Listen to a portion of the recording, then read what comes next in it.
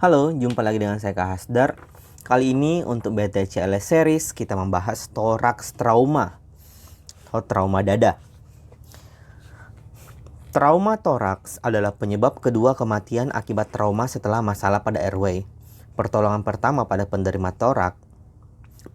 trauma torak, sebagian besar tidak memerlukan tindakan bedah. Jika penolong mampu mengidentifikasi dengan segera masalah pada breathing ini, maka kemungkinan hidup penderita bisa lebih besar. Kita langsung ke anatomi. Jadi di toraks itu adalah silinder berongga dengan 12 pasang iga. Bagian bawah tiap iga dilalui sebuah arteri, vena, dan syaraf. Ada juga namanya pleura.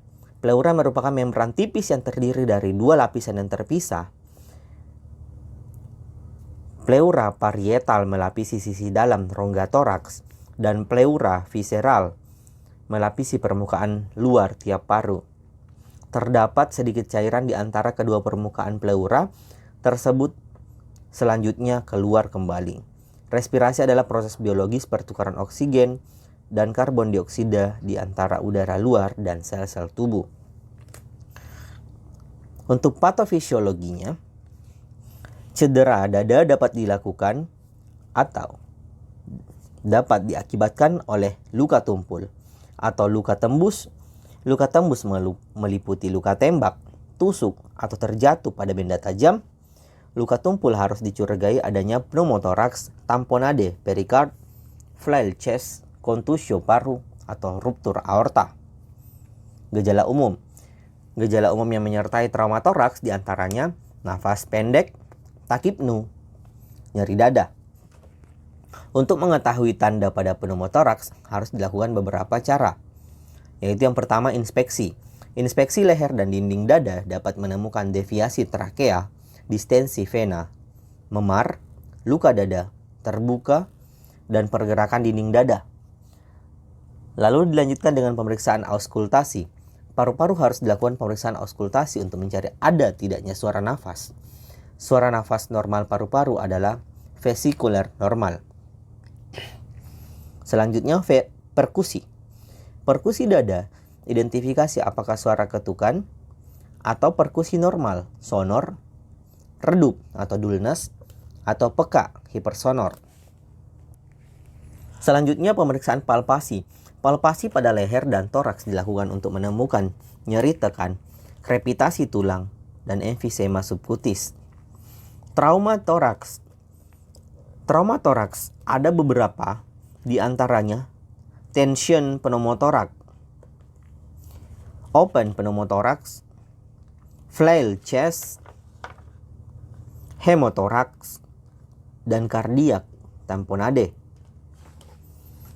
Kita jelaskan satu-satu ya. Tension pneumotoraks. Akumulasi udara yang terperangkap di dalam rongga pleura dapat menyebabkan keadaan fatal. Hal ini terjadi jika luka dada membentuk suatu sistem seperti katup. Semakin tinggi tekanan rongga pleura akan menyebabkan kolapsnya paru-paru pada sisi tertentu dan mendorong mediastinum ke arah kontralateral. Tension pneumotoraks dapat mengakibatkan dua hal yang sangat serius, yaitu 1.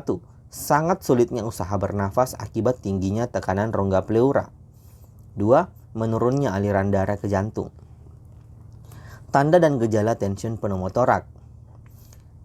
Biasanya ditemukan pada tension pneumotoraks adalah terjadinya peningkatan frekuensi pernafasan. Terdapat jejas di daerah torak.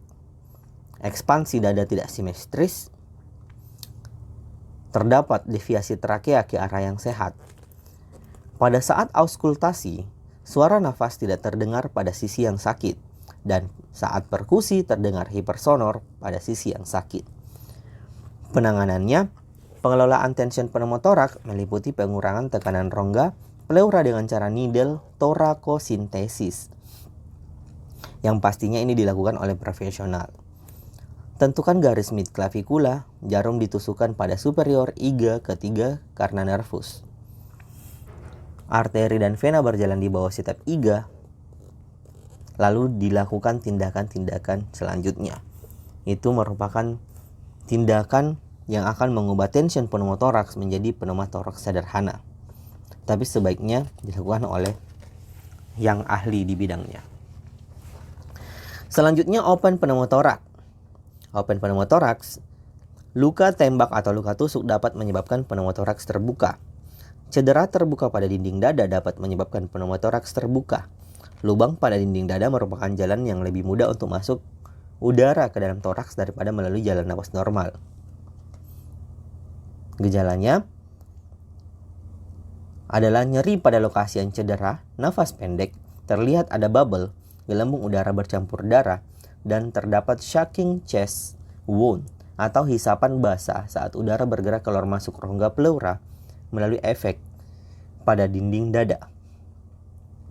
Untuk penanganan pada pneumotoraks terbuka, dilakukan pengelolaan dengan menutup lubang pada dinding dada yang dilanjutkan dengan ventilasi tekanan positif. Penutupan luka dilakukan dengan memakai kasa oklusif dan selanjutnya. Sebagaimana penderita trauma lainnya, prioritas pertama pertolongan adalah bantuan ventilasi, oksigen konsentrasi tinggi, dan koreksi hipovolemia. Selanjutnya ada flail chest. Terjadi ketika segmen dinding dada tidak lagi mempunyai kontinuitas dengan keseluruhan dinding dada. Keadaan tersebut terjadi karena fraktur iga multiple pada 2 atau lebih tulang iga dengan 2 atau lebih garis fraktur segmen bebas yang akan bergerak berlawanan dari gerakan dinding dada yang lain, yaitu saat inspirasi dan ekspirasi. Tanda dan gejala flail chest. Gerakan ujung-ujung tulang iga yang patah akan menimbulkan nyeri dan menyebabkan penderita mengurangi gerakan untuk bernafas sehingga udara tidak masuk secara adekuat ke paru-paru. Saat ekspirasi diafragma bergerak ke atas, sela iga menyempit dan tekanan intratoraks meningkat. Segmen flail akan bergerak keluar dan bukannya ke dalam. Tanda-tanda yang lain seperti gerakan dinding dada paradoksal terlihat, hipoksemia berhubungan dengan kontusio paru, peningkatan usaha bernafas, terhalangnya ekspansi atau pengembangan rangka toraks karena nyeri, timbulnya kontusio paru pada daerah di bawah segmen.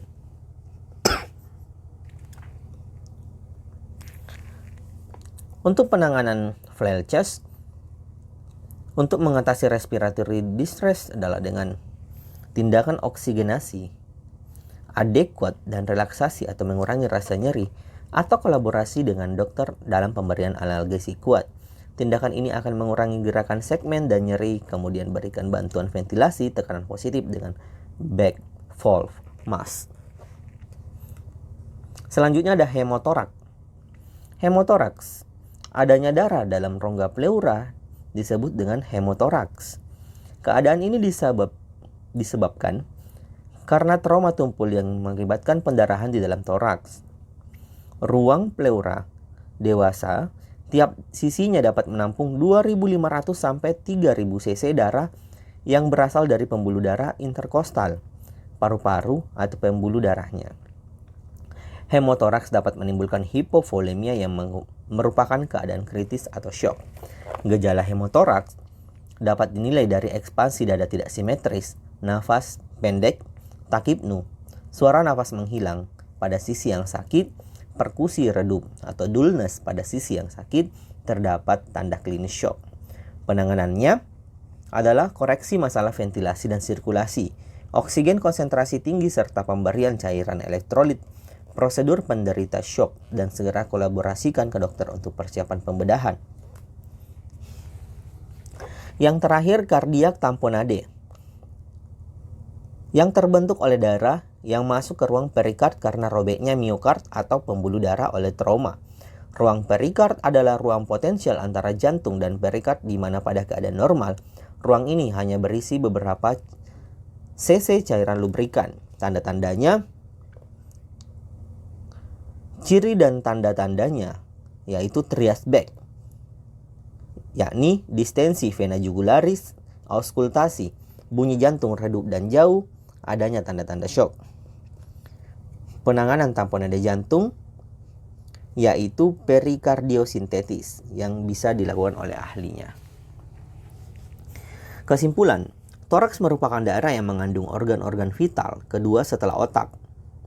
Toraks juga mengandung pembuluh-pembuluh besar aorta, vena cava serta arteri atau vena pulmonalis. Cedera dada sering terjadi pada penderita trauma multisistem dan biasanya berhubungan dengan trauma yang mengancam nyawa. Cedera toraks yang serius dapat dengan mudah mengganggu ventilasi dan sirkulasi. Trauma dada akan menghasilkan penurunan ventilasi karena kurangnya pergerakan rangka dada atau hilangnya kontinuitas dinding toraks.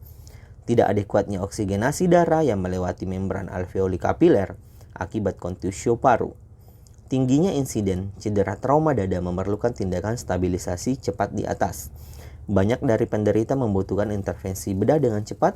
Penderita harus ditransportasi ke fasilitas operasi dan diagnostik. Sekian pembelajaran kita. Bye-bye.